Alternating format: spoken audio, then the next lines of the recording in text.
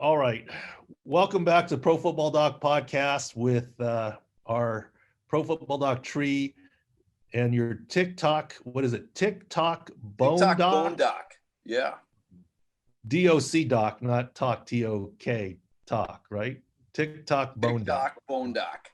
All right. So check that out with Dr. Brian Moss, Pro Football Doc tree. So before we get into, look, you saw a lot of Toradol being used. Did you ever see Yes. Hennessy being used? We'll get to that later. Give me the I worst can't part of say the that I saw fellowship that. that you spent with us out in San Diego. And it can be directed at me too. Give me have at it. The worst part of fellowship? Yeah, the worst part. Man, I was in San Diego. I was single. I was working with you and your whole crew with a bunch of professional athletes. There was really not much stuff that I can really complain about. I mean, Oh, wow. probably the only thing that was ever tricky for me was, I could get a call at any time on a Saturday or a Sunday, to go in and see an athlete or, do hydration or IVs. And, I had to be in functioning order on a Saturday. So that was really the most challenging thing, I think, was sometimes getting myself there for the emergency call, because you never know what was going to come down the pipeline. All right, that's fair enough. I mean, I thought it was boring to say what are the best parts, right? So that's why I Yeah. said the worst Yeah. part. All right, let's go through the second part of the Pro Football Doc podcast, and you can jump in at any time here, but we'll do the screen share here. And the first thing is that did you enjoy the combines, Brian, when you went? Unbelievable experience. Yeah. So this year was a little different, right? To me, it was surprising that it made so much news this last weekend that what it was like. I'm like, we wrote the article 2 months ago what it was going to be. There was going to be 150 people there, modified combines. The top 3 rounds projected, day 1 and day 2 would be there per this article here that we wrote. And instead of the 40 or 50 rechecks, there'd be 150 total. So it's sort of a modified limited combine, medical combine. And we all know that medical is something you can't get anywhere else other than the combine, because the pro days you don't have it and so forth. So all the guys got telemedicine screened, about 10 per team, so 330 or so athletes, the typical number. And then the problem ones with issues were invited, and then the projected top 3 rounds were invited. And the one thing that people didn't understand, and I think Brian, you get this, like, we did our own grades, and it may have been different than the grades of the Bengals next to us, or the Jets next to us, or Jacksonville across the way, or Tennessee over here in our room. Now we would share the data. That's probably the difference, because one GM doesn't share his evaluation with another typically. Maybe if they're really good friends, they might. But we share them, and if we were different, we'd go, okay, I would consider their point of view, but sometimes they stay different, and Sure.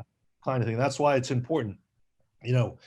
One team may think Justin Fields is better than Mac Jones, or the other way around, or Trey Lance. It's not universal opinion. And always coming out of combines, there's always sorts of information. And this is the time of year of spin, right? So here we have an agent saying, Caleb Farley, who had lumbar discectomy surgery recently in February, quote, bunch of team doctors and trainers told him after today's medical recheck in Indianapolis that he did well with his physical regarding his back and is still expected to go in the first round. Brian, you've been at combines. Can you imagine any team doctor telling a player that he is, quote, still expected to go in the first round? No chance. And when we evaluated players, did we even really report to the players all of our findings? I mean, No. because we're looking at them. And Yeah. so, look, kudos to Drew Rosenhaus. I respect him. He's one of the top agents. He's doing his job here. And there were a lot of medical information sometimes leaked to the media. But as you know, in spending time with me, did we spend any time considering that information? No. Well, we looked with our own eyes and hands and so forth. So that's just a matter of doing their job here. And here's another example. BYU QB Zach Wilson, who many believe Jets picked, The Jets didn't need to wait for his Indy physical to feel comfortable, to feel confident in his shoulder, because they've received from trusted medical sources, based on info they received from trusted medical sources. Okay. I am not banging on the Jets. My buddy Brent, I'm not banging on your Jets. I know you love your Jets. All I'm saying is what's been out there is the Jets said they actually were comfortable with Sam Darnold. And the reason for the late trade is they didn't want to get rid of Sam Darnold till the GM, Joe Douglas, got a hands-on, in-person view of the quarterbacks that were out there. The ball coming out of Zach Wilson's hand, so to speak, and seeing it for yourself. He even talked about it. Does it dip late? Does it go? Does the ball flow through the receiver? All that stuff that GMs look at and scouts look at. I get that because the film can lie. So the Jets wanted a hands-on view of him throwing and his pro day workout before they were comfortable with Zach Wilson, before they traded Sam Darnold. Zach Wilson had an injury to his throwing shoulder, not Trevor Lawrence's non-throwing shoulder that's currently undergone surgery. His throwing shoulder, that's the moneymaker. To me, to say that you had to see with your eyeballs him throw the ball, but you trusted medical opinions of, I don't know. I think there's just spin going on. This is not at all hating on the reporter or anything else. I'm just saying, beware the season of spin. There's a lot of spin that goes on. Look, I've been there before where, I don't know if I've told you this story, Brian. Like I remember one time, and I won't say the name of the player. The draft pundits were thinking, I mean, you've heard in the media, they're reporting all the time who attended whose pro day. Like that really matters. Because the teams know that's being reported, they don't always send the right people just to throw people off the scent. And people always report the visits. I remember one time, God bless 55 Seau, we were supposed to take a running back. That's what was out there. And I won't say the name of the guy. Actually, I don't exactly remember the name of the guy, but it was a first round pick. It was many years ago. And it was widely reported he was coming to San Diego for one of the 10 visits that we had. And that night I went out to dinner at Seau's. You know, you met Junior, sure. Yeah, the restaurant there. And there was the running back coach and the running back, just the two of them having dinner. No offense, Seau's a sports bar. This wasn't Morton's. This wasn't Eddie V's. This wasn't the owner. This wasn't the GM. Right. This wasn't the head coach. This was, in theory, a first-round draft pick. It was the running back coach at Seau's. What do you think that told you, right? I mean, it's spin time in the NFL. So it is what it is, and that's kind of what we're talking about here a little bit. All right, next little topic here. Go to next here. We'll talk about this. So Masters, Patrick Mahomes, Trevor Lawrence. By the way, Trevor Lawrence was at Masters, but Trevor Lawrence wasn't at the recheck combines. And in your year, for example, 2011 or 2012 combine year, nobody refused a physical, right? Everyone came to the physical. People refused interviews. Everybody refused the bench, refused to run, refused to work out. Everyone had a physical. I'm not saying Trevor Lawrence is refusing. He had a good excuse. I think going to the Masters is a pretty good excuse. But he's the number one pick. You know he's already talked to Jacksonville. Yes, he had recent left shoulder surgery, but his non-throwing shoulder, he doesn't even have a sling on. Yes, he got a chance to go to the Masters. And yes, he has the ultimate excuse. He got married this last weekend, so he couldn't go. But he still could make it to the Masters, so kudos to him.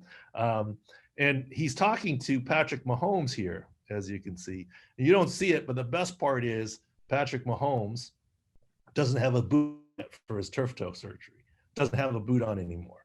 And he's walking a pretty hilly course at the Masters. So that's a good sign for Chiefs fans. Part of the little detective work, and as I'll date myself. You probably don't even know what this is, Brian, but that's my Quincy, You've probably never seen the show. The other thing I'll say is, the next thing I'll say is, since we're talking about Patrick Mahomes, is Patrick Mahomes greater than Brooks Koepka. Nothing against Brooks personally. Amazing story at Masters. Brooks Koepka threw 9 holes, had a medial patellofemoral ligament repair, and is playing a month later. This is the greatest thing. First of all, golf is a lot easier than football.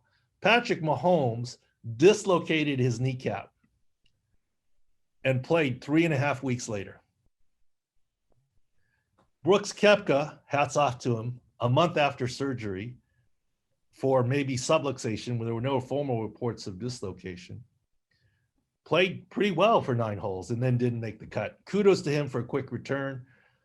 But I got to say, Mahomes, with the risk of football, running around, dynamic sport, getting hit, tackled, that's the year they won the Super Bowl, when he missed the 3.5 weeks from the Thursday game to 3 weeks later and played, and has not had surgery. So in this case, I'd say Mahomes greater than Koepka, but no offense to the golfer.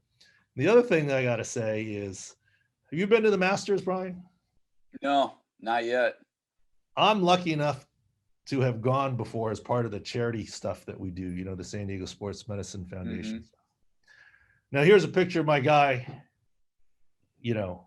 Fitzmagic at the Masters, checking things out.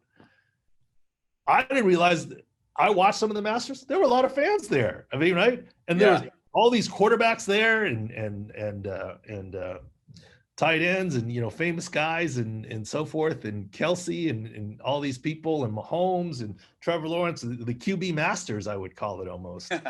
But that's pretty cool. I wish I could have gotten the invite this year with room to walk around, but there were a lot of people there. I mean, I didn't realize there'd be so many people at the Masters, but obviously if you're a quarterback in the NFL, that's your ticket into the Masters, or you can sneak in like I did through the charity stuff. But my question is, I don't know if you realize this, Brian, they don't allow cameras at the Masters at Augusta.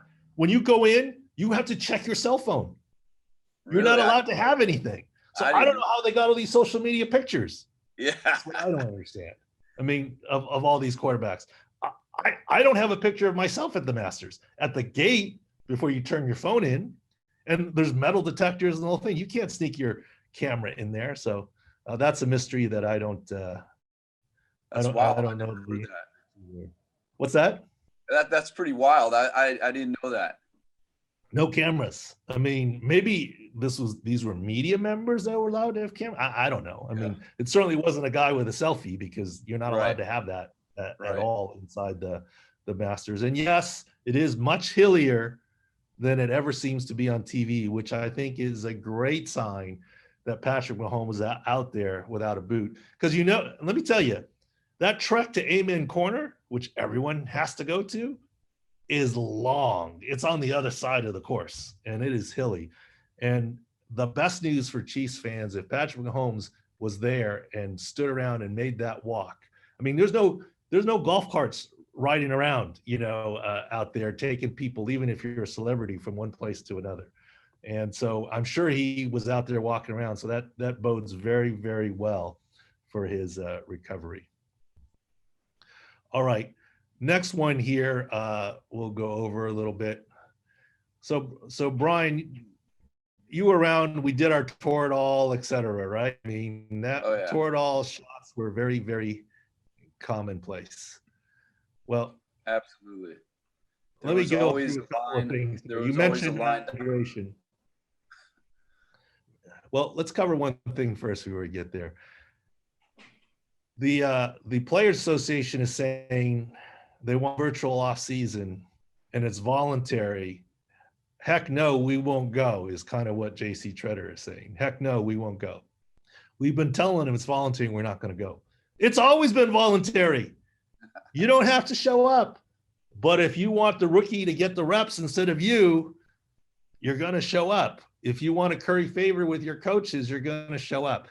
Look, if they're going to have in-person OTA, Maybe some of the stars will stay away, just like in the past they have, but the rank and file are going to go. The union can do what it wants, but it won't be there.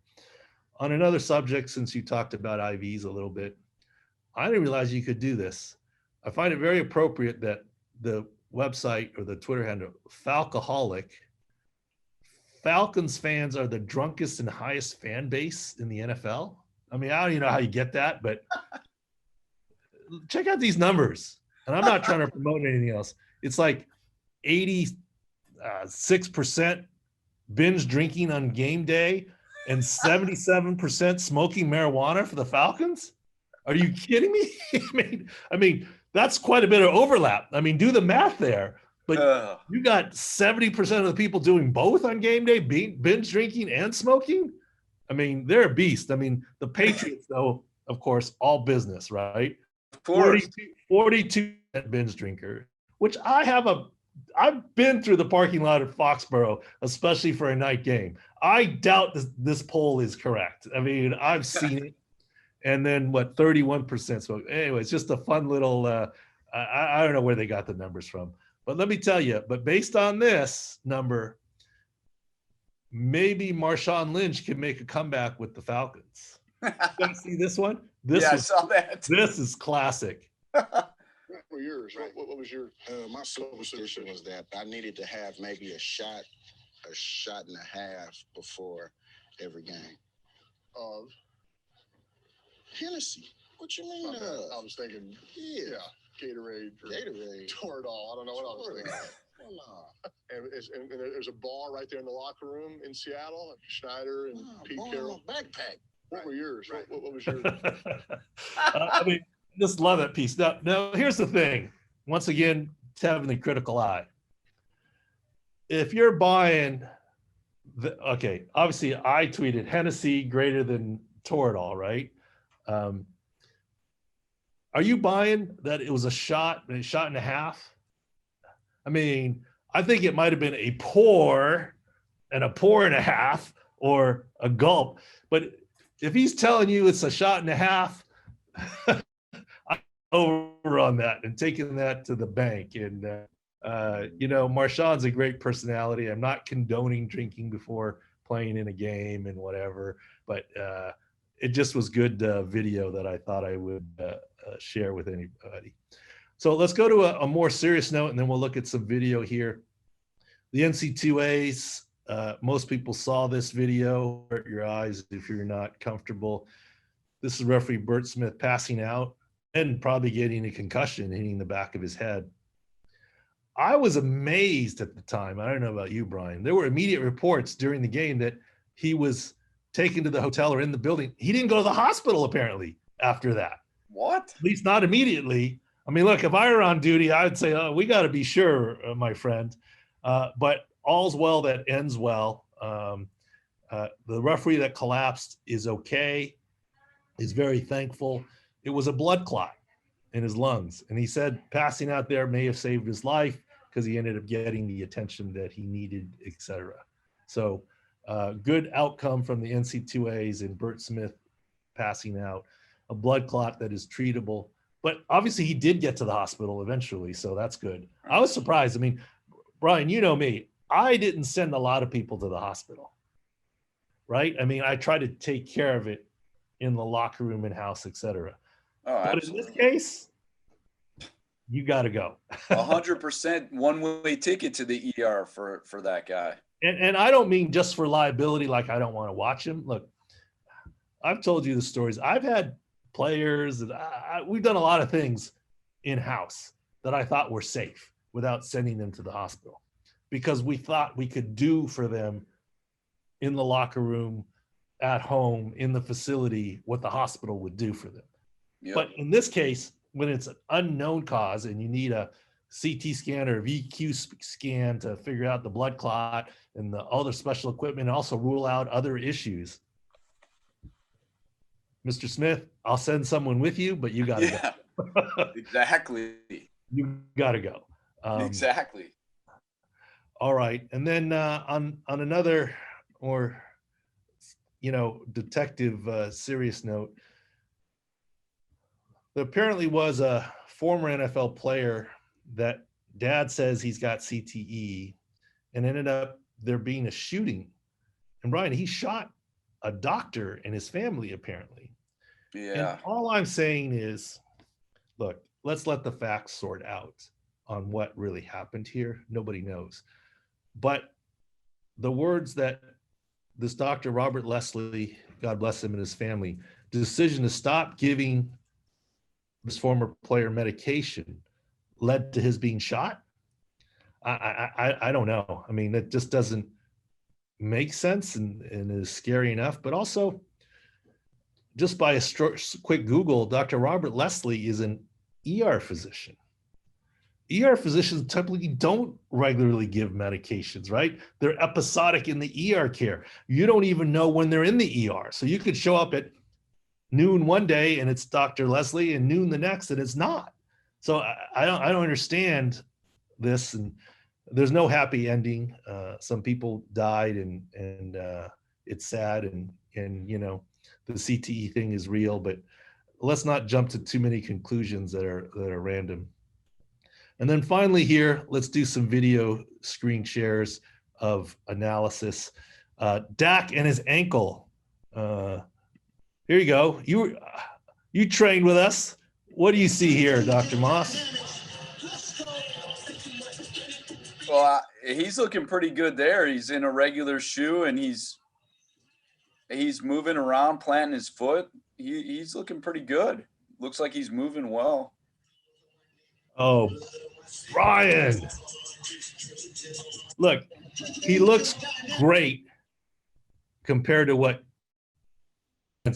for certainly me, what you and I could do. I think he looks, for lack of a better phrase, Alex Smith-esque right now, completely favoring that side. Yes, he's got a strong arm and he can throw the ball and what have you, but let's look at this. It's his right ankle very clearly. You know that from the you showed earlier in the first part of the Profile Dog podcast. Look at how you don't see him down low there, but he doesn't push off very much. He doesn't really fully dorsiflex the ankle. Watch him not put pressure on it. He throws off the front foot. He didn't even push off the back foot. Here, what's he do here? He's throwing with his arms and his torso. He's not stepping into the ball, pushing off his right ankle. And look at the hop at the end to avoid pressure on it. Look at the hop at the end. Yeah. So how far is he now? What he's doing, and by the way, he's doing fine. How far is he? I mean, he was early season. I mean, yeah, it was mid-season. I mean, somewhere. You know, he's on track, Cowboys fans. He's doing fine. He'll be ready to go. Will he be 100% week one? Maybe not. He'll get there. I said all along the Cowboys would sign him to a long-term deal. The ankle wouldn't make a big difference, but he's not ready right there to be Dak Prescott yet. But he will get there. Don't worry. Is my thought. And the final one, since there is some good NFL video as opposed to, we've been doing a what happened here, you know, just regular people video. But since we've got some good video here, let me see. Here's Nick Bosa. Tell me what you think about Nick Bosa coming off his ACL.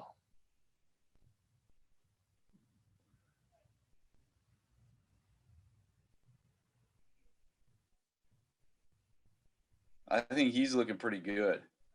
He does look pretty good. Yeah. Okay, he does look pretty good. My number one comment on this video is, Nick, my buddy, get your some sunscreen. All right. I mean, that's number one.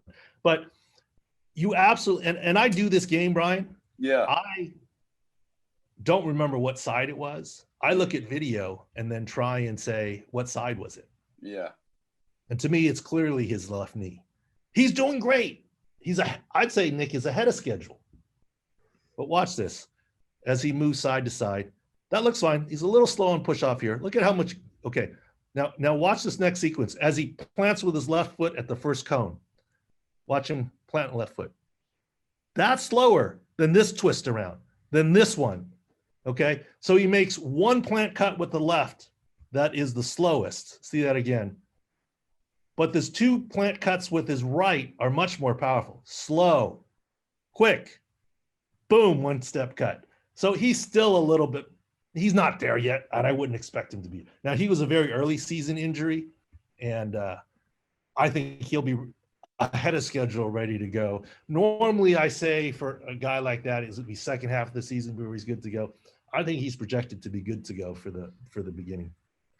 Anyways, that's it for this Pro Football Doc podcast. What you got to say, TikTok Bone Doc? The floor is yours to close out a little bit. Oh, it's an honor to hang out with you, and you are my number one mentor of all times, and I really have enjoyed using you as a resource, and you really were an integral part of my education and my practice, and it's awesome coming full circle and getting to hang out with the Pro Football Doc. All right. So how are you follow on? Is it follow on TikTok? I don't know. Subscribe? What's the right word? Follow. Follow. Okay. Follow TikTok Bone Doc. And, maybe you got to teach me how to do pro football TikTok. I have no clue how to do any of that stuff, but thanks for joining us and making time today. Good to catch up with you. And even if you do get criticism, keep sharing pics of your family on TikTok. And I did enjoy your time in San Diego, and I think completely of you. And this is why this Pro Football Doc tree thing is fun. I get a lot of enjoyment out of seeing your success and what you're doing. And I'm glad you're doing different things and, using, the old teach someone how to fish thing rather than give a fish. Right. And you're doing it now with different social media and other things. And I appreciate that about you. And thanks for taking time out of your busy day to come on, Dr. Brian Moss. Anytime. Thanks for watching Pro Football Doc podcast and listening. And we'll see you next week.